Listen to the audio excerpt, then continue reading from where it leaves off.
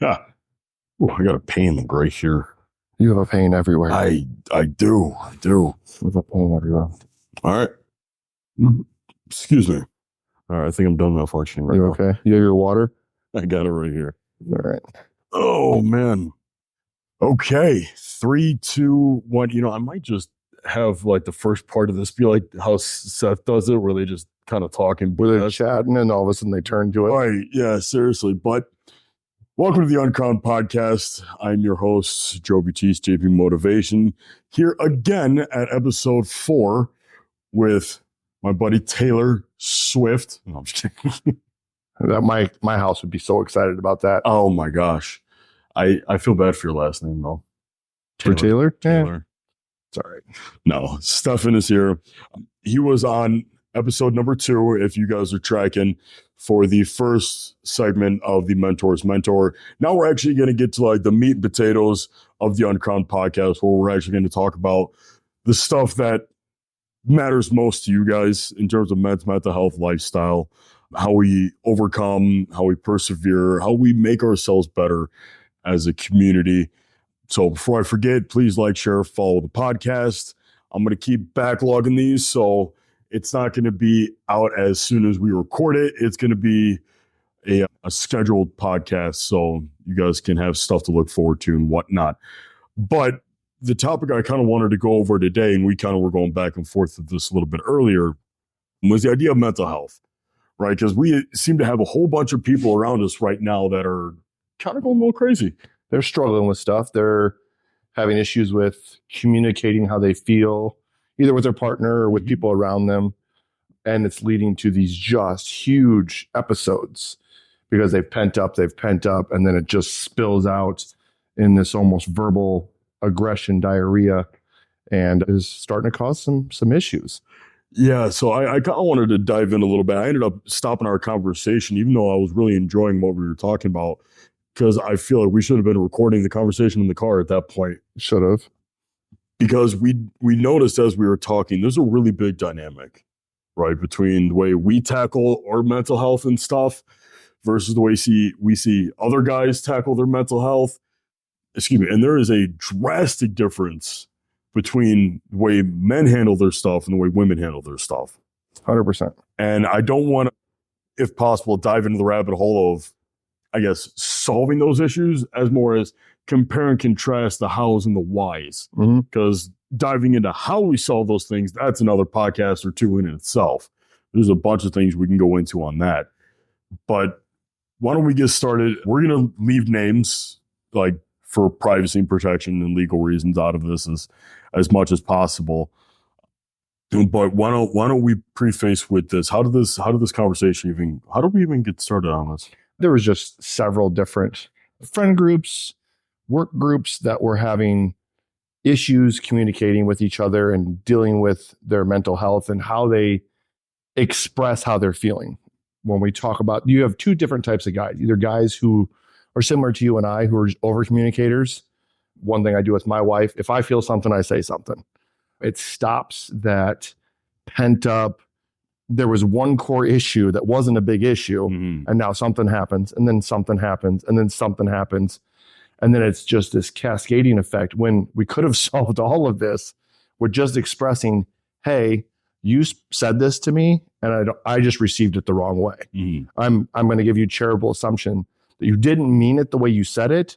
So can you explain to me what was the purpose of that? How did that benefit our relationship by you making that comment? And instead, what I've seen from a lot of guys who are scared to be vulnerable or scared to express how they feel to their significant other, all these issues build up, and then it turns into this giant fight where now I'm defensive, you're defensive, and we can't get past this point because there's too much stuff built up at this time.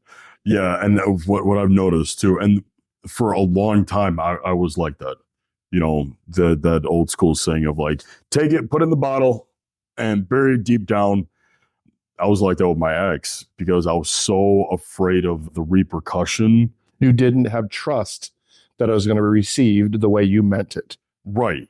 Because it always ended up where I'd be like, hey, this bothered me. then she would bring up, well, you did this or whatever. And now she's upset because I'm bothered. And now you have to apologize. And now it always ends up me having to, console her with her feelings. Meanwhile, I'm like, how the hell did this bait and switch?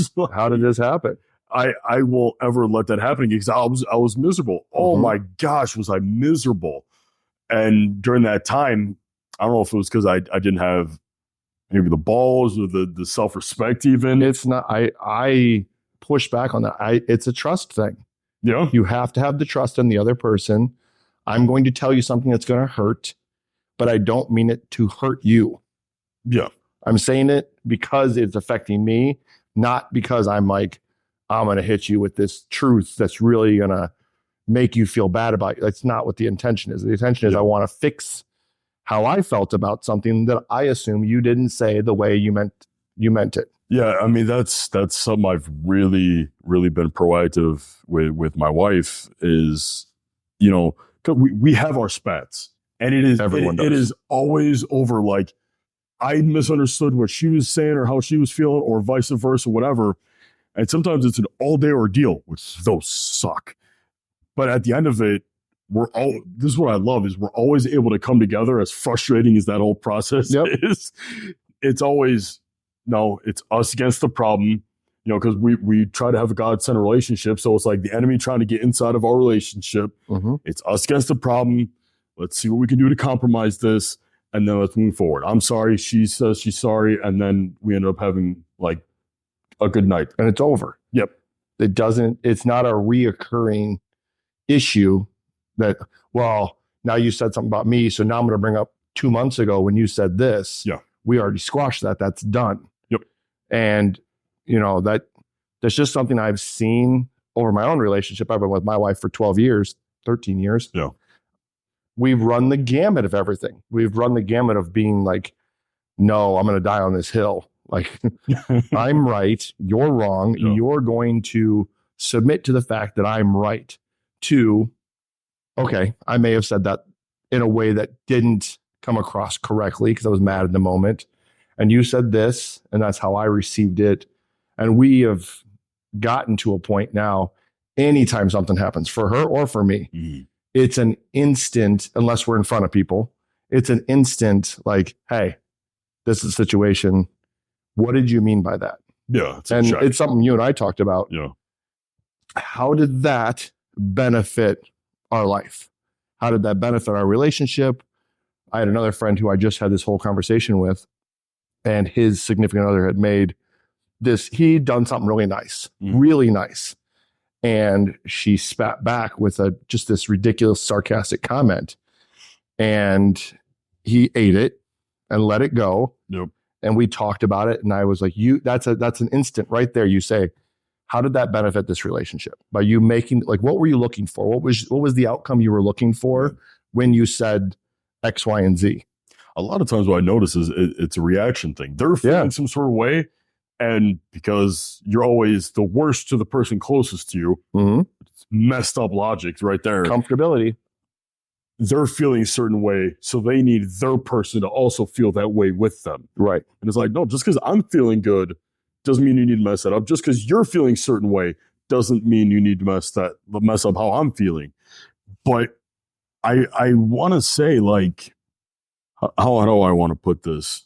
Because you're right, there is that really major dichotomy of guys. We either eat it all the time, like indefinitely, like that's who we are. Yep. We just suck it up and shut up. Right. Or we end up turning into no, you're not going to talk to me like that. Try again. Yeah. Which I feel like is a really hard boundary for us to cross over into, especially when it comes to like our partners, because we're so afraid of like, oh, we're going to hurt them, then they're going to leave. Yeah. Especially as men, like, oh, they leave. Oh, there goes half myself with her. And some guys, they bite their tongue so much just for the mere fact that they don't want that. My freaking dad always says it's cheaper to keep her. Great, Dad. That's awesome. Thank you for instilling that. But that's besides the point. I'm sure he'll hear this maybe. So he probably won't hear this. I'll send it to him. Yeah, thanks. I want to say that's instilled in us kind of from like an early childhood. You know what I mean? Because looking back in the sucking it in, right, and bottling it up. Yeah. Okay, because I was going to say what we're talking about now, like the way you should handle it. That's something you have to learn. And no one teaches that to us. No. But no, it is. You're a boy. Shut up. Deal with it. Yeah. And that gets to the root of what you're talking about how guys handle these mental stresses and these mental issues versus a girl. A girl's supposed to tell you everything. And she's told from a young age, she's always right. Yep. So however she's feeling is her feelings, and you need to respect those feelings. And to a point, that's right, that's correct. But you need to have that joint conversation. Like, I hear what you're saying. Right. I understand how you feel that way. This is how it made me feel, though. And you can still be a strong man who, takes care of his business and still say, that affected me in this way. Right. How do we fix this? What is the next part to move forward with that? But the way we grow up, girls are allowed to feel everything. I have 2 wonderful daughters and they feel everything. And guys, rub some dirt on it and shut up. Yeah, I mean, that's one thing I could definitely say I appreciate about our relationship is like, if there's an issue between us, like, hey, you got a problem with me? Yeah, this happened. Cool, sorry, definitely not how I meant it. And then we move forward. Yeah. Like we've had disagreements that in another friendship with other people would have been friend ending. Yeah. I'll be vulnerable. And then I was in the middle of cutting for a show. Joe was training somebody and he couldn't hear. Joe doesn't have the greatest hearing already. He couldn't hear his client, so he turned the music down. Well, I was jamming to the music and I was like, well, F me then. Well, who cares about how I feel and blah, blah, blah. And threw my weights down and I left, walked out of the gym. And that in a relationship, friendship that didn't have honest communication, that could have been an ender. Yeah. That could have turned into a fist fight. That could have turned into a myriad of things. Yeah. Instead, we blew off steam. We talked and said, hey, this is my side of it. This is what I saw. Yep. And you said, well, this was my side and this is what I was trying to do. Neither one of us were trying to screw with the other and mess their day up. But that easily could have turned into. Yeah. I mean, also to keep in mind too, like when either of us are cutting, we're in a completely different mindset. 100%. You breathe wrong and it sets you off. Even regardless of the intention, it doesn't matter. Oh, yeah. So I also had that in mind too. I'm like, no, I'm sorry. Like, I know how you feel right now. I did not mean to mess with your mojo. But I mean, no, you're right though. Cause I feel so bad, dude. My poor wife used to have a decent group of friends. Right. And as she got, I don't want to say more reserved, but her priorities changed. Sorry. No, you're good. I'm sorry. Just put it down here so it doesn't break. We can. No, you're good. I feel bad. I'm wide. I'm like this. That's okay. We work really hard to be wide. Yeah. For those of you that are just listening, I am sitting in a lawn chair right now and I'm wider than the lawn chair. So, but I feel so bad because as her priorities started to change, right? It's more of I made her able to stay at home and be a housewife and take care of the kids and follow what she loved. And, the partying aspect died down. And, my wife and I had our own things that we sorted out within ourselves, right? It was our relationship. It's our business, whatever. And just over time, her friends really showed their true colors to end up being very one-sided. Like my wife is always like, she'll tell you exactly how it is because she's your friend. She's going to tell you the truth. Yep. In a nicer way than I'm sure guys would do it, of course. But there was just certain things that kind of came to light that she just couldn't agree with. And then instead of like just talking it through and coming to a resolution, her friends are like, all right, Bobby, like gone. And then that was it. And I feel so bad because some of them were like long-standing relationships. And I'm like, really? Over that? And so I think that definitely is a very, very different dynamic of like, guys were straightforward and we hashed it out. Yeah. Why do you think women are so two-faced when it comes to that stuff? Because they'll be like, oh my gosh, you look so pretty. Oh my gosh, she's so ugly. I mean, I'm going to pause that for half a second because Claire went through the same thing. She was 22 years old, 21 when we met. I was there for her 21st birthday. And as soon as she started dating someone who was older, more mature, and a different point in life, she lost all of her college friends. All of them. They dropped her like a bad habit. And she was very upset about that. but she had entered a different stage. We had kids, we started getting a house and stuff like that. And it was that very two-faced that like they were thick and thin. And then all of a sudden her life got better. And so they're like, we're out. Mm-hmm. You don't want to drink every single night. You don't want to, do whatever else, party until 3 a.m. Like, no, I have a 3-month-old. Like I have life to live and stuff. And then, I think you see that a lot in the female side of things because they don't ever want someone to be displeased with them. So it's easier just not to have you here. Yeah.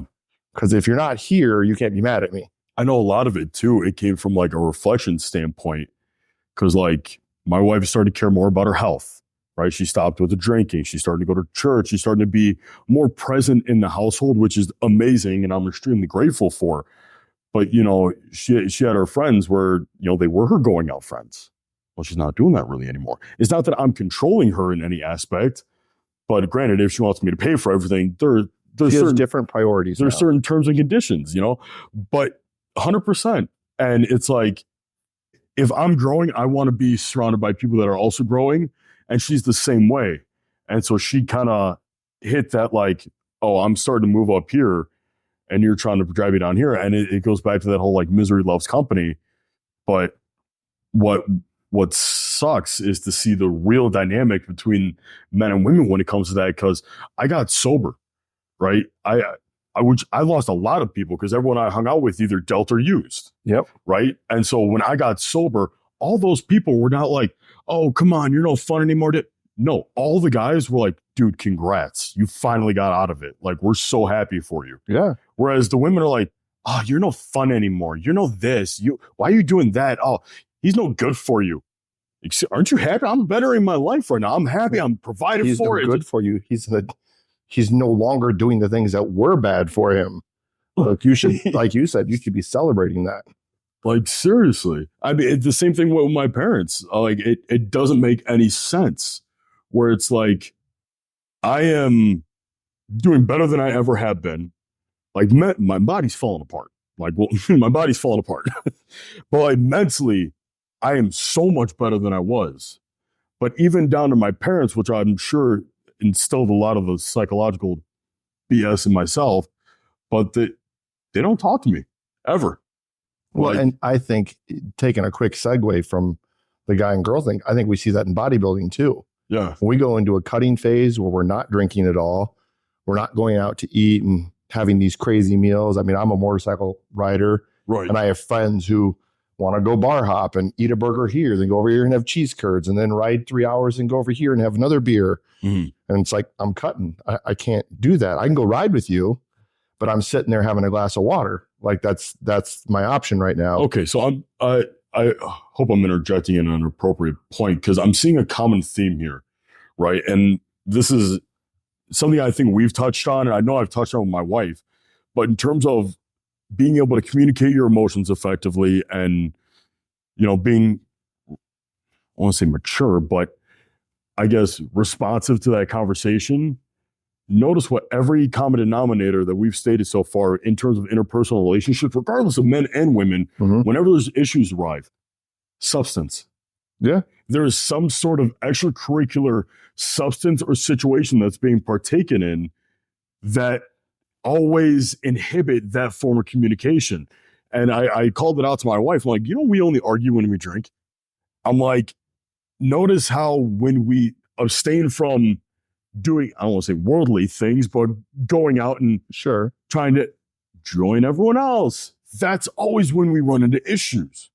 And I'm like, all of the, the relationship stuff, all the other relationships I've seen, a big issue is, from what I can only assume, would be people hiding from their own true emotions behind the face of drugs, alcohol, other friends or situations, that finally, when you remove all of those vices and you are left with yourself and the person in which you are communicating and they're able to do the same thing, I'm sorry, but I think that is the only true way good, healthy, effective communication can be established. If you have any sort of vice that is blocking or maybe debilitating those cognitive thoughts and, that form of pathway of communication, the good, healthy communication and consistent at that will never occur.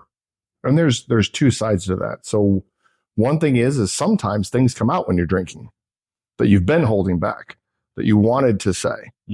So that happens a lot. And I think the second side to that, and kind of some of the pushback that your wife gets, some of the pushback we get when we're cutting or, trying to be healthy for a show. I don't like myself if I'm over here drinking, doing that stuff, and you're not. Now I feel bad about myself.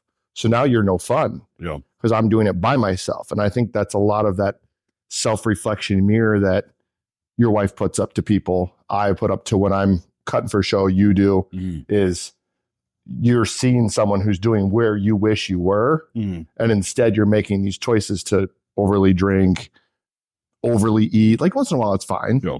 But I think you see it more often where they're like, oh man, no, you need to drink so I feel better about myself. You need to eat this cheeseburger so I feel better that I'm eating a cheeseburger and cheese curds and all these other things. You got to join me. Otherwise, I'm going to feel, because they always have the old adage, no one likes to drink alone. Yeah. It's a reflective mirror. You have to then just sit with yourself and be like, I know these are bad choices. I know what I'm doing right now is a bad choice. So I think that also leads to those same thoughts and feelings. Yeah. No, 100% with like the whole drunk words or sober thoughts type deal. Yeah. I definitely think that drunk words definitely come off a lot more brash or resentful, spiteful. They're not healthy. No.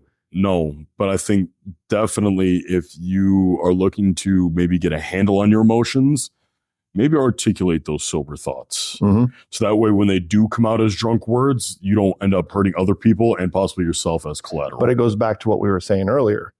I'm too scared to tell you. Okay, but once I'm drunk, now those inhibitions are gone and I can tell you how I really feel. Right. So we need to get, similar to what you're saying, we need to get to that trust value where I can tell you something that's hard and you can accept it without me feeling bad that I got to tell you something and I'm not consoling you afterwards. Because it's something that you did.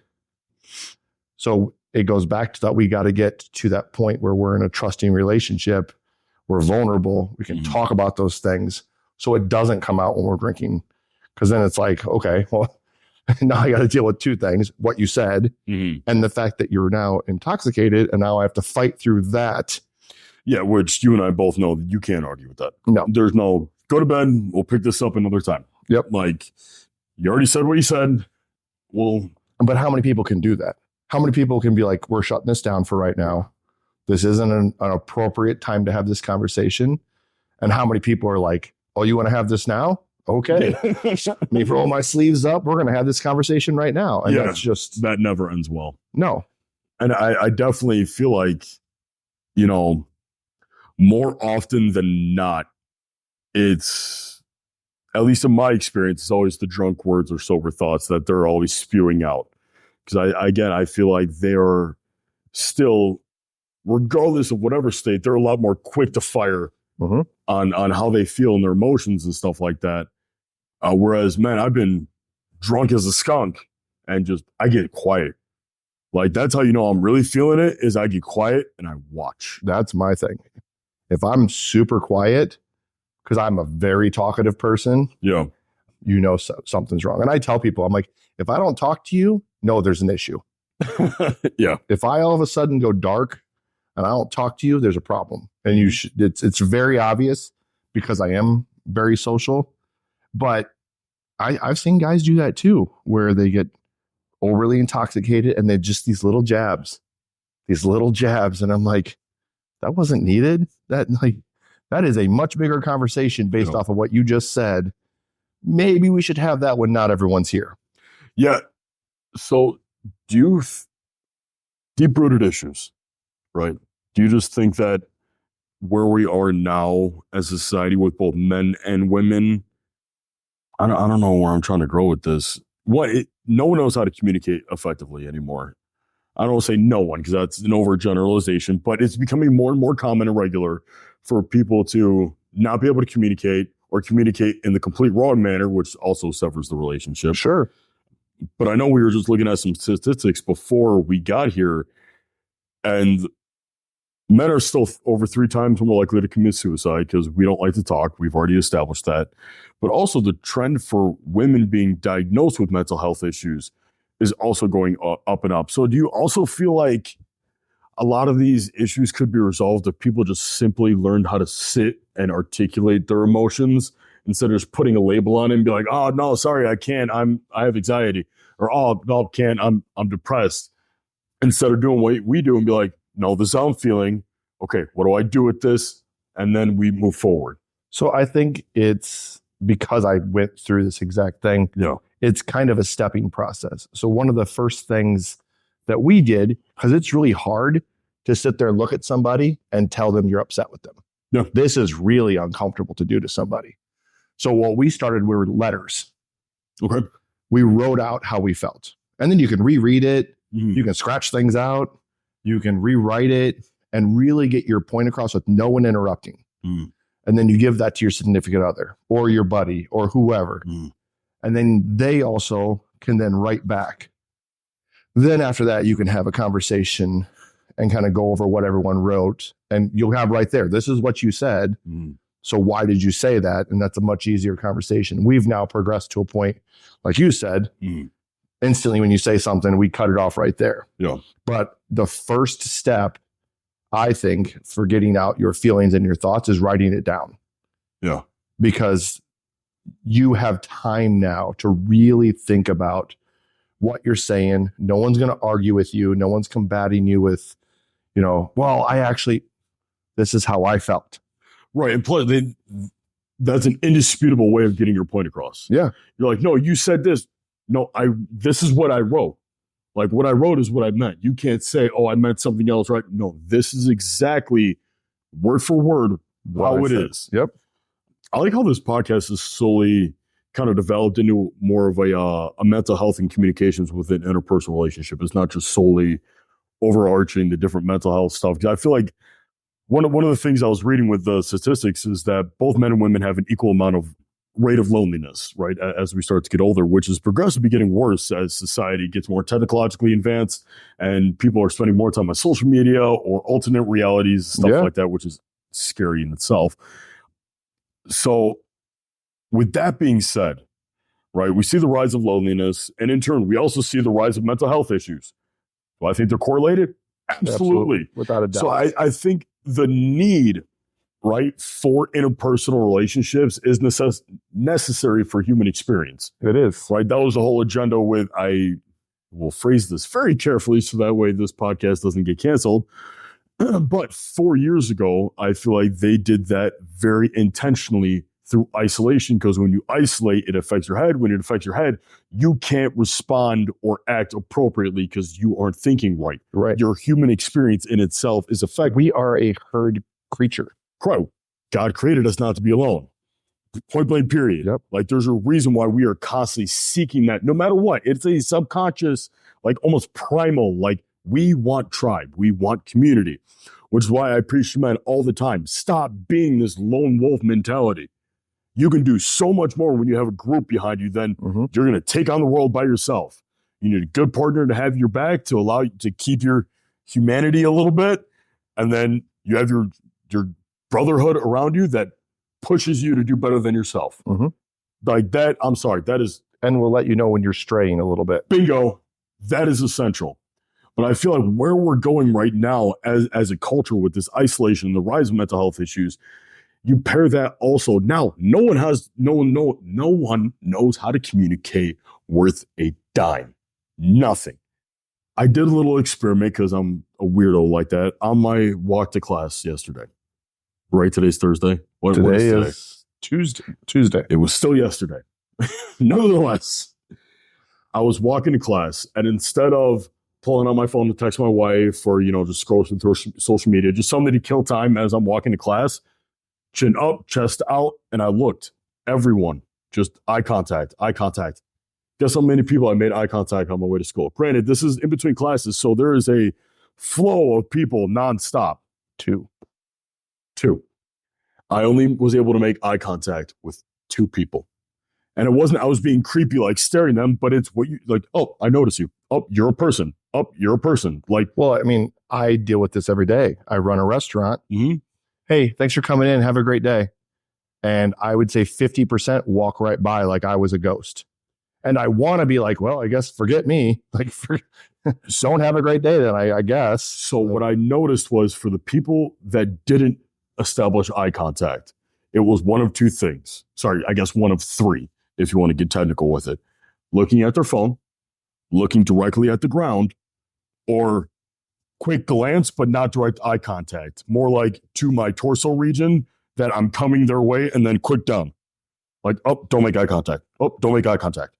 And I'm like, what in the, like, it was so concerning that no one had the confidence. Like, it's not weird to acknowledge the existence of another person. It's weird to stare and, just examine them because unless you have a reason for it, it can be a little creepy to some people. So I think a small skew to this test that you did, though, yep, we are scary. I've actually learned to walk differently when I'm in the restaurant than I walk anywhere else. So when I walk in the restaurant, I walk very stomach forward. I actually lean back a little bit and walk as if there's a string pulling my stomach. Okay. So I look less intimidating. Because when you walk chest up, shoulders broad, you look like a threat. You look like a lion walking through the Sierra looking for lunch. Valid point. But then, but I'm just saying, it's skewed. Mm-hmm. You're not wrong in what you're saying. But that's a very valid variable. There are some people that, holy crap, I got to get out of that way. Right. So, okay. So do you think then, because society is going more towards a weaker, softer state, that it's even more concerning that, granted, we already have that prejudice against us, but the fact that I know I'm not the biggest guy in the room, but that doesn't mean I'm scared of looking someone in the eye when they're my way. You also have a different personality than that. Like I guess I have too many biases for my little experiment, but it's just something I like to notice when I'm out because I like to people watch. Well, because I do these social tests at work constantly because that's my job, is I have to be able to create a friend within 30 seconds. Yep. At every single table. So I have to chameleon and be different. And so I am overly jolly at work. I always make sure I'm smiling. Hey guys, like my voice even changes. Hey guys, how's your food today? Is everything going well? Like, I want to make sure you guys got your food. And like, if I'm clearing tables, hey, can I get that out of the way? Last time I took this too fast, I got bit. So you're good? I'm okay with taking this? And they're like, okay. It's almost like you have to talk like you're talking to a 5-year-old kid. Yes. Yeah. You just have to change who you are. Yeah. Because of the image that we project. Right. So with having a society that is generally a little bit weaker, I think that plays to it too, where they're like, well, one, I don't want to get in a conversation with somebody. What if they talk to me? Is part of what they're thinking. Two, this guy, person, girl, they're an attractive girl. They're very scary and I don't want to talk to them either. Yeah. Or B, I don't want to talk to anybody. I want to stay in my bubble and live in my bubble is kind of the when we're talking about the three things, I think that's kind of the three things that go through their heads. Yeah. I mean, I used to deal with the same stuff when I was serving or bartending. Like, hey, how you doing? Coors Light. Cool. I'm going to go screw myself. Yeah. I wouldn't actually say that. Sure. But like that would be what I'd be thinking in my head and be like, all right, guys, how we doing? Okay, how we doing? I actually had a guy thank me the other day for asking him how he was doing. It was very concerning afterwards. I was bussing in the bar area and I walked to him. I'm like, hey man, how you doing? Everything going okay? You having a good day? And he came over like 3 minutes later and hugged me and said, hey, thank you for asking that. And in hindsight, maybe I should have followed up with that and been like, probably, like, do we need I was going to end it today and you stopped me like, yeah, right. Who knows? Right. But like, that was very peculiar that like, he feels so alone that and he sat by him, he was by himself, that someone took the time to ask how he was doing and waited for a response. Yeah. That meant a lot to him.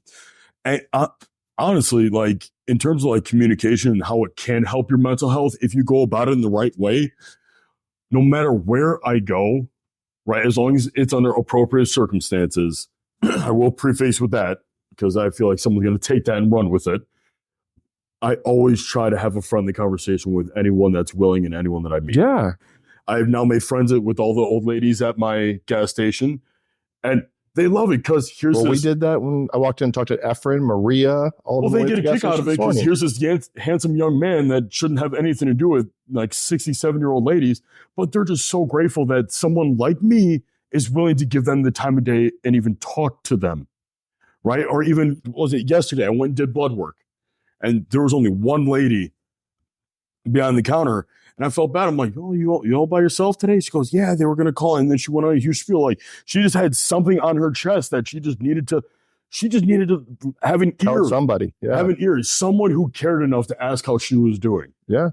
Because I feel like not enough people are even doing that. That's and maybe that's the true key to it. There aren't enough people who care or give a shit enough to ask and truly wait to find how someone's doing. Yeah. And with significant others as well. They're so wrapped up in their own world, and I have work and I'm dealing with the kids and I got this going on, that they don't take the time to be like, hey, are you okay? How you doing? I check in with my wife every day. How you doing today? Where's your mental at today? We ask, where's your love tank? That's so cute. That's a cuter way to put it. I know. It's off the 5 love languages, which for us was a game-changing thing for us. But like, I think there's too many times people just don't. I'm too worried about me and what I have going on to worry about anyone else. I just don't have the capacity to deal with anyone else's mental, emotional stuff because I have so much going on myself. Yeah.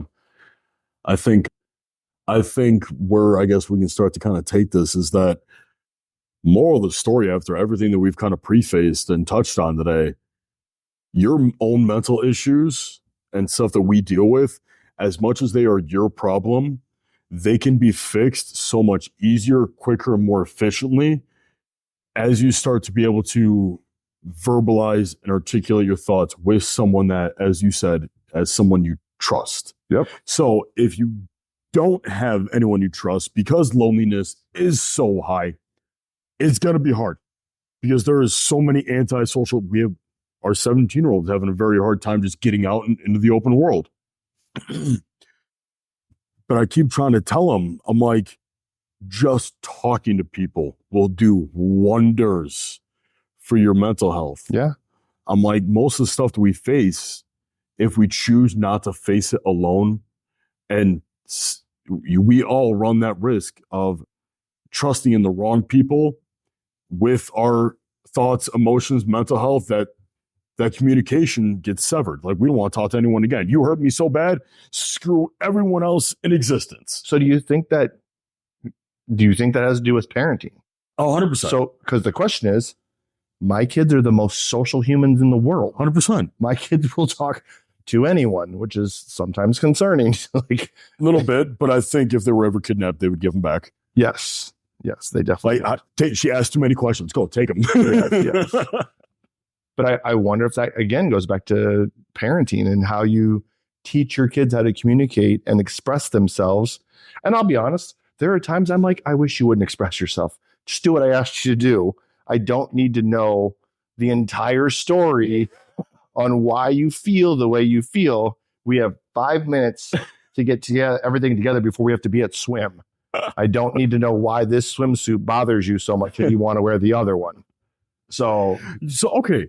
With that being said, though, that's something that I've had a really hard time with, right? Being a stepdad and having children that aren't mine. So obviously I would have raised them differently, or, also hard because they don't have my traits. But one thing that I did learn to appreciate, because I reflect on their childhood versus my childhood, a talking kid is a happy kid. Yeah. A talking kid is a happy kid. Because I remember, remember, and they're comfortable. I was so quiet. Like, I talked when I was little. And then as I got older, you never heard a word from me. Unless you absolutely needed to, you didn't hear from me. I didn't care. I didn't like you. I didn't like the world. But these kids never stop talking. And sometimes it's a little much where I'm like, I need 5, please. But that's something I've really learned to really appreciate. Even if I'm not the one directly engaging, just having that voice in the background. Okay, she's talking. She's happy, right? you will not stop running your mouth. That means you are filled with so much either joy or energy or something that you just, boom, there it is, world. Okay, let's keep that. Let's keep that. Yeah, Because the last thing I want is for you to be 10 years old and just resentful like I was to everything. Right. You know what I mean? Yeah. So that's something I've learned to appreciate. But yes, it does go down to parenting. Because then that turns into what they grow up to be. I only saw my dad cry twice in my entire life. One was when my grandma died. Twice is when he found out he was going to be a grandpa. And it wasn't a good cry. It was a fuck, I'm disappointed in you cry, which that felt great. That was awesome. But all I ever got drilled in me was do my stuff. That's it. Do my stuff. And because of what I was exposed to at such an early age with, my dad he was always at work and barely showing little emotion in himself. And my mother and her abusive situation with drugs and alcohol and everything like that, and having to grow up and take care of that, like there was no time for my emotions. There was no time for me to even figure out who I was or, communicate any of that. It was, I'm trying to survive at my mother's. And when I was by my dad's, either my father wasn't there to talk to. And if I did, it was very short lived, but it was work. And that was it, which carried over to now going through as much as I went through, which ended up leaving me very used and abused. So finally I had to be like, okay, enough's enough. I need to start vocalizing, standing up for myself. And I think parents now have even a harder time with the communication aspect because of the rise of technology and social media. Because now it was different back then. If the kid doesn't want to talk to you, well, guess what? We're going to go play ball and you're going to not, either it's going to be really awkward or eventually we're going to start talking and get that ball rolling. We're now, it's like excuse me, Chick-fil-A, where I'm having a lot of trouble with in my household, at least, is I'm trying to communicate with them and I'm getting, yep. I'm like, please put the device down, look at me in the face, and then talk to me. My girls know, stand right here. We're having a conversation. You were to stand directly in front of me and we're going to have a conversation. That's how they know we're having a conversation. Right. We never do it in a way that's like, hey, blah, blah, blah, blah, you're across the room. No, if we're going to talk and have a coaching conversation or a words of affirmation, which I've been huge on with my youngest, it's been directly in front of me, eye to eye. Yep. We're having this conversation, nothing in the way. Yeah. And again, I strongly think that goes right back to parenting. You have to do the tough thing. But here's the thing though, caveat, if the parents can't communicate with themselves, and this is a huge one that I think if anyone's going to take away something from this conversation, if you're a parent, if you cannot communicate effectively with your partner, one, your kids don't see that. They don't see you guys communicating effectively or working together as a team. Also, you're going to have a harder time communicating with your kid the way that you should already be practicing with your partner. And on top of that, not only are you going to have the struggle with communicating with someone a third of your age half the time, but also now there's a blockage of technology in front of you that you have to work to get through. On top of them growing up and finding themselves and going through the teenager, adolescent hormones where they hate the world and love the world and hate everyone, then love everyone and cry for no reason. Right. So how do you fix that? One step at a time. You need to work on you and your partner first, because that should be the base. The base. Christ is obviously the foundation. No one is more important in your house than your significant other. Correct. And your kids need to be able to know and see that. Yep. Like when I'm talking to my wife and someone tries to interrupt, nope, we're having a conversation right now, then we will get to you. Well, and that's some of the corrections we do with our own kids. You do not get to talk to my wife that way.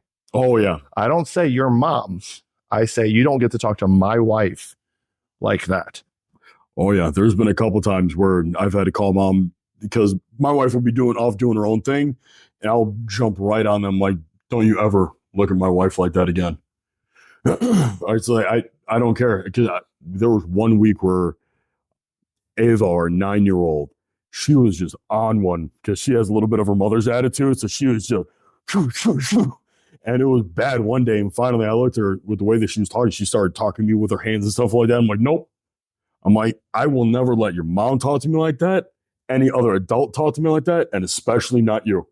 Mm-hmm. I laid it down right then and there. I'm like, no, we're going to nip that in the butt now. But I wouldn't be able to do that if I didn't trust my partner enough to allow me to have that, to have that leeway. Yeah. Right. To have that community. It wasn't disrespectful, but I had to lay down the law. So you have the parent foundation first, right? Your kids need to be able to see that. So they respect what you say and what your partner says. They're not going to, oh, well, dad won't let me, but I know mom will. No, they know you guys are a team, that you guys are one. Right. Which marriage, that's how it should be. You come together as one. That's it. Then you need to work on being able to have the level of patience and communication understanding for someone who doesn't have that same level of comprehension as you, right? So after you establish that, then you work on the technological barrier side of it. Yeah. Right. With the children. So with what you said, making them put it down or limiting their usage, or something that I've been trying to really hop on is no using it all the way up until you go to bed. You put it down and then you ease into bedtime. The fight's a little bit harder in my household because, again, they're older. I wasn't there to establish certain habits and stuff when it comes to that. So you're bringing something new. Right. You're bucking the norm. Right. I'm trying to overcome pre-established habits and stuff like that. But if I were to raise them up from the ground up, it would be very limited electronic use because me being me, I know the implications of overuse and how it debilitates your development and function. And nowadays with the term like the iPad kid, I see videos like that and it horrifies me to ever allow these kids to be like that because it's embarrassing. And then we're working on our oldest one because he's into video games, but it's to the point now where it's not healthy, so not allowing them to just live in their room. They need to go out and get some interaction. So after you kind of establish that barrier, then there's nothing distracting them from you. Then, depending on the situation, you would either need to remove them into a neutral environment where they can only focus on you, or be able to establish that no matter what, this is what's going down. Like there's a certain level of respect that has to come with it. So based off that, we've solved the issue for the future generation. Right. How do we fix now with people who have no communication skills, clam up or lash out? Like, how do we? So here's what tools do people have to be able to? I know what I've used. Right. So with that, what I've done with any client that I've worked with, because I've worked with clients that have such extreme social anxiety, they get scared to grab a cup of coffee. I get it. You always have to start somewhere and start small. If they literally have no one, and I mean nobody, no friends, no family, no nothing, and they really have to do it by themselves, start by simply just placing an order of pizza, something, just over the phone talk, not face to face, or maybe even an online friend. Get some form of communication going with something other than just you. And maybe usually if that happens, the online communication is never an issue because that's their only form of communication. Mm-hmm. And then from there, start just inching your way out there. Then go for a walk. Make eye contact with someone, or walk them all. That's a little bit, not yet. You're talking about someone with severe social anxiety. So someone like that, a mall is very overstimulating. I don't like large crowds. So that's like saying to me, hey, go to an EDM concert. I'd have a panic attack. Not because I'm scared, but because it's so overstimulating and I can't focus on anything at one time. Mm-hmm. It's just too much. I would just never enjoy it. I would be too worried about what's going on around me, who has a weapon, who's a threat, who's not a threat, all of that stuff. Sure. After you get outside, right, you can get some vitamin D and you start, a lot of times they're not taking care of themselves too if they're extremely antisocial. So we would have to address that. But every time you go out, hey, good morning, and then you walk by. That's it. That's all you got to do. Just one baby step at a time. After you get more comfortable, just saying good morning to the people around you, right? Then maybe take it a little step further. Go to a coffee shop or a place where you either go through the drive-through or it's your one person face-to-face interaction. An interface. Yep. Right. Okay, cool. Then you take it a little step further, make a friend or go out to eat or something where it's a little bit longer of a dialogue. And every single time you go out, make it your goal to interact with one person. So I guess a better question is, in these relationships where people are having these issues, where they are having a hard time communicating, what tools could we provide or suggest to help open up those lines of communication besides writing a letter to each other, which is what I suggested? I mean, what I always like to say is, if you don't have one already, get a mentor or someone that is non-biased that can tell you exactly how it is. Someone that you can go to and be like, hey, here's what's going on. I don't know what to make of it. And the coach or mentor will help you. Okay, think this. And they'll take that and then they'll run back to their partner, right? Because a lot of times at first, people have a hard time doing that by themselves. But if they aren't able to have something like that or hire someone like that, a good friend, like how we are for each other, that's soundboarding and stuff, that's another really good option. Or, gentlemen, you are supposed to be the head of household. You were supposed to be the leader. You were supposed to be the man. I don't care nowadays with this whole gender roles, can't do this, shouldn't do that. That's a way a relationship functions best. That is a hill I will die on. So you need to be able to reestablish that, right? You need to be able to command that level of authority again in your own household, because chances are, if there's that communication or whatever, she doesn't respect your ass worth a dime. She does not care. Because if you're trying to convey something to her and she's snapping at you, well, she doesn't respect you enough to let you finish or hear you out. So reestablish your authority in the house. But it's also because she feels defensive and she doesn't feel heard or feel supported. Right. So you need to start, and I'm only preaching to the men here because with women, I'm not a woman. They think one way and then their number one thing is they have to feel supported and feel like they have security. Right. And as long as you can get those two things across to them, then I'm fine. Nothing's going to happen to me. And every woman I can express how I feel without being shut down. Yep. They'll open up. And every woman will respond through different things, like the love languages. Yep. Like, you have to figure out the way your partner accepts that so that she can feel safe and open up. Again, this takes me back to, you need to be a masculine man. If you are a true masculine man, right, and you are operating in your masculine energy, by default, just the way that nature works, she will fall into her feminine, because she doesn't have to be the masculine person. Bingo. And just with doing that alone, the lines of communication will start to open up a lot better. Yeah. You need to have that dynamic. If you have two masculine going at it, which women are not supposed to operate in their masculine, there will be room for conflict. The only reason they do that is that you're not doing it. Bingo. You're not the protector. You're not the person who's there being the disciplinary. You're not doing what you need to do. So they have to do that other 50%. Which is such a horrible loophole to get stuck in, because she doesn't see you as the masculine. So she's going to take on that role. And in doing so, when you're trying to have those conversations, she is going to emasculate you, which, if you don't finally say enough's enough and end that cycle, her emasculating you is going to continue to drive you further into submission. And then the roles will continue to get worse and worse until finally she's like, screw you. I screwed Tom down the street and I'm leaving you. Yeah. And you're sitting there going, what went wrong? I kept my mouth shut. I did everything you asked. Yeah, that was the exact issue in the first place. Yeah, you didn't say, hey, you don't have to be this way. I don't need you to be this way. I got it. Have trust. I will not let you down. And that is something I feel like people, especially women, need to hear more in relationships is, if that is the man you chose to marry, you are saying, hey, I trust you to protect, provide, and preside over our family. That's from Ryan Mickler's Order of Man. I love the way that he puts it. Man should protect, provide, and preside. If you are going to sit there and question every single thing that I do, why the hell did you marry me to begin with? I'm not saying you can never have a say in this relationship, right? We're supposed to be a team. But whenever you sit there and try to belittle, question, or undermine what I'm trying to do, that shows me that you don't trust me, you don't trust my leadership, and you don't trust me to take this family where I need to take it for us to have the best quality of life possible. But in a way that could be brought across is kind of what we said earlier.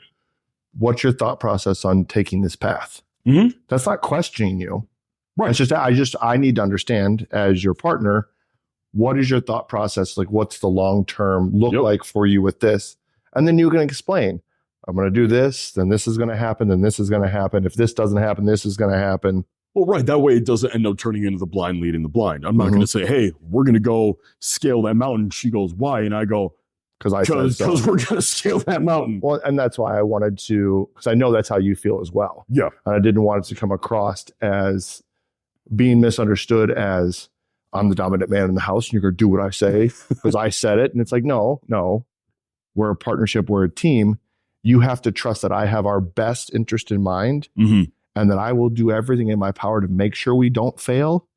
But if you have questions or you have insight, let's work on those things and let's talk to those things. But at the end, when the decision has to be made, I'm going to make the final decision based off of what we came across and what we spoke about.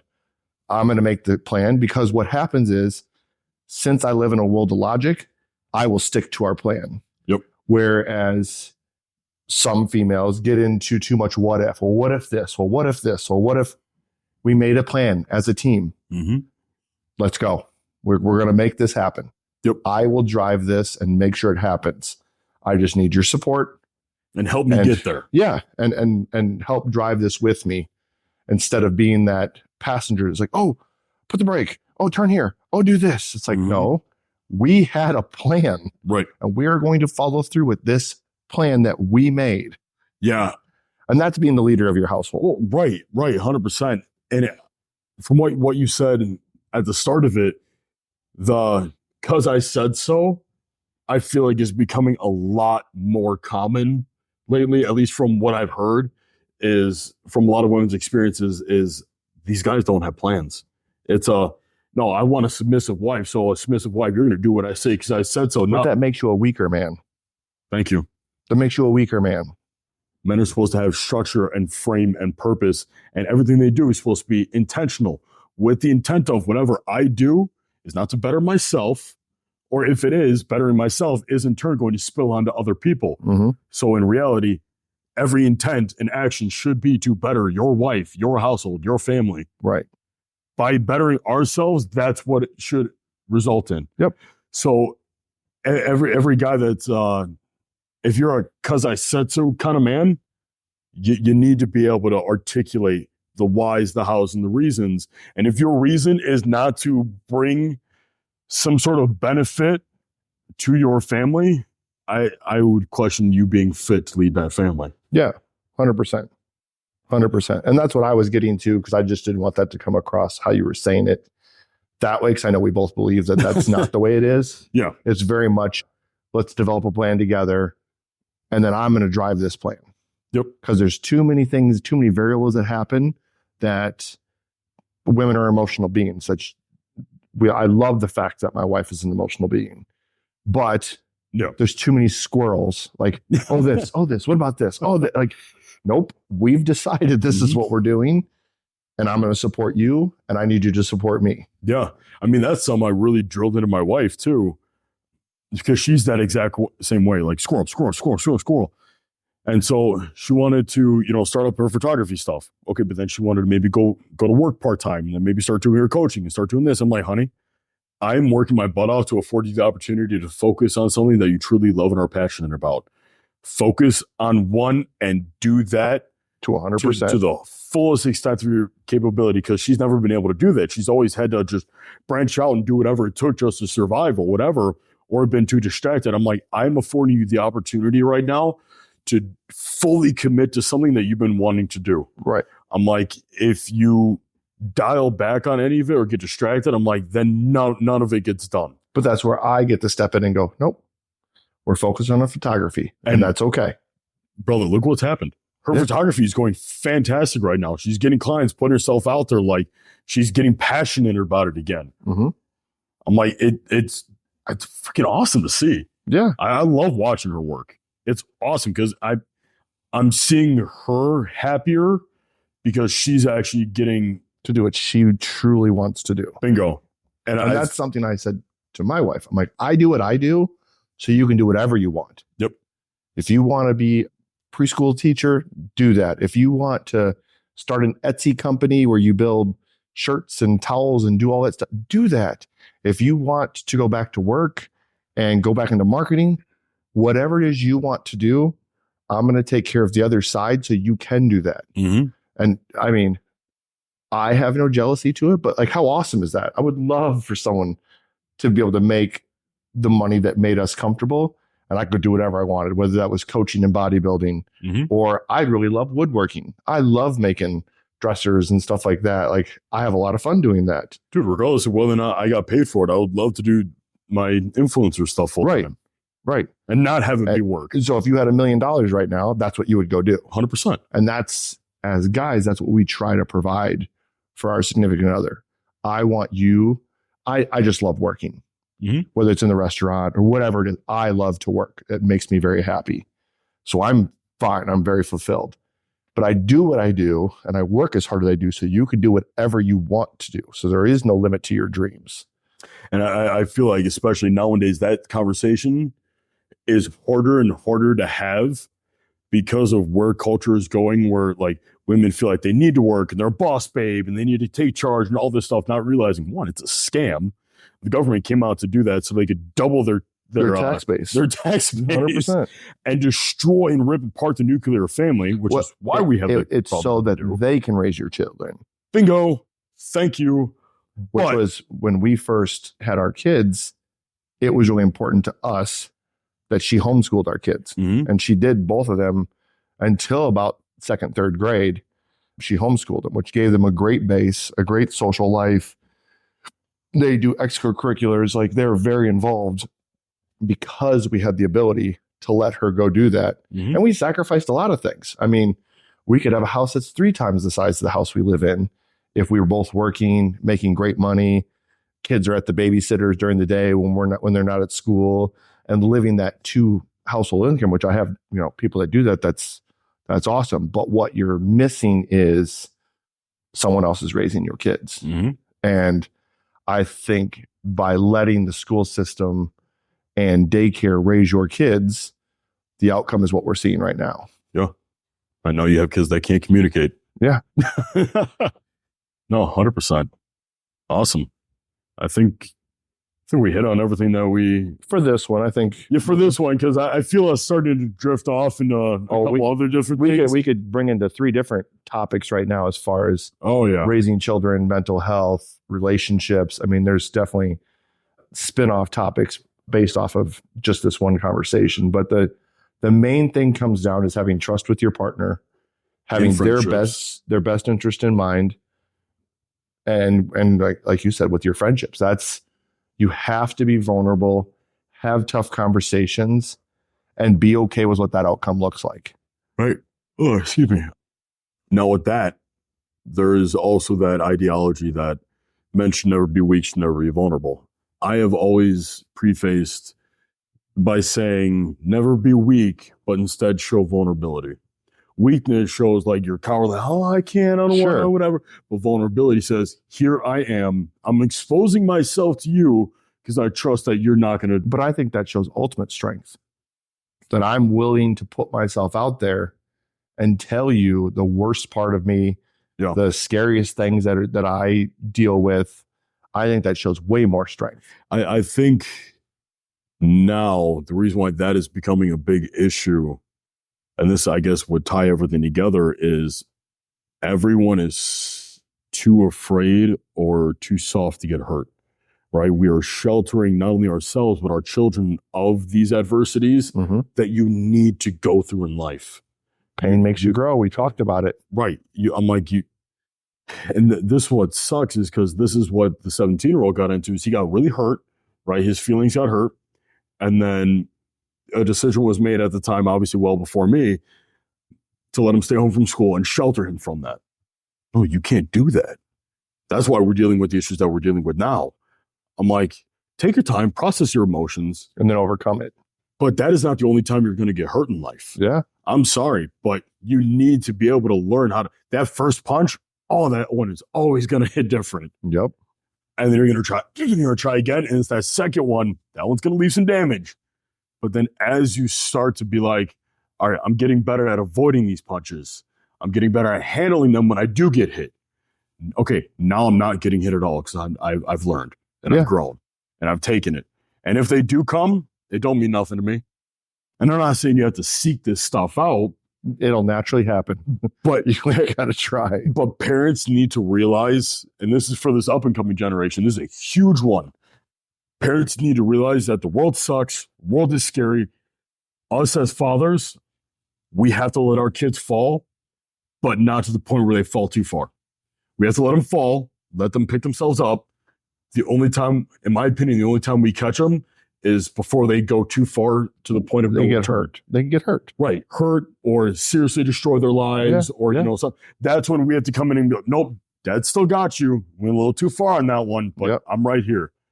But they fall and be like, okay. Come on. What are you going to do? What'd you learn? Okay. We're not going to do that again, right? All right. Go get them. Yep. The problem is we stopped letting these kids fall. We will continue to shield them and shield them and shield them. But, oh, no. It's not the kid's fault. It's the teacher's fault. It's not the kid's fault. It's the coach's fault. It's not. Shut up. I'm sorry. If your kid sucks at soccer, your kid sucks at soccer. He doesn't get to play. Do better. I don't know what to tell you. Find a sport he's good at or books. Whatever that happens to be. We live in such an inclusive time right now where we expect equal outcome instead of equal opportunity. And these are some of the conversations that parents need to have.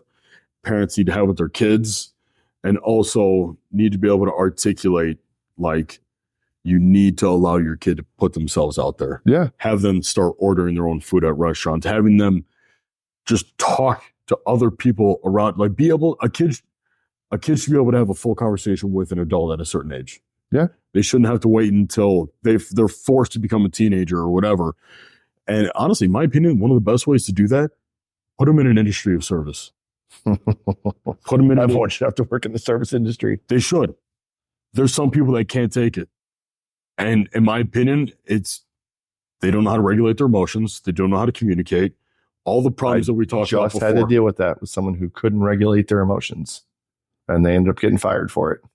So I feel like if anyone listening, if you guys are going through stuff like this, I feel like we've talked enough about so many different situations and scenarios and so many resolutions with that now there's no excuse, right? We've provided every possible relationship dynamic, situation dynamic, parenting dynamic, work dynamic, where there's no reason why you shouldn't be able to at least put your best foot forward. And I'm gonna end with this.